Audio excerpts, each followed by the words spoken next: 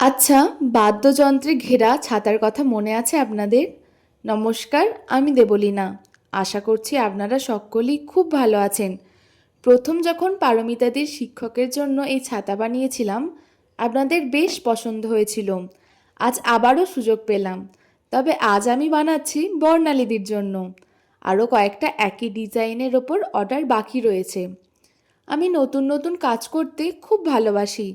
নতুন কিছু করার সুযোগ পেলে যেমন মনটা খুব ভালো লাগে, তেমনি পুরনো কাজগুলোর অর্ডার যখন বারবার ঘুরে ফিরে আসে, তখন একটা কথাই মনে হয়, আমি ঠিকভাবে ফুটিয়ে তুলতে পারছি আপনাদের কাছে। আর তাই তো আপনাদের এতটা পছন্দ ওই কাজগুলো। দিদি লালের উপর একই নকশা এঁকে দিতে বলেছিল।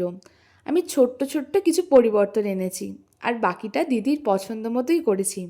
আপনারা জানাতে ভুলবেন না কেমন লাগলো এই কাজটা। আর চিন্তা করবেন না, নতুন নতুন কাজ নিয়ে খুব শীঘ্রই আসছি আপনাদের কাছে। সকলে ভালো থাকবেন, সুস্থ থাকবেন। দেখা হবে পরবর্তী কোনো ভিডিওতে।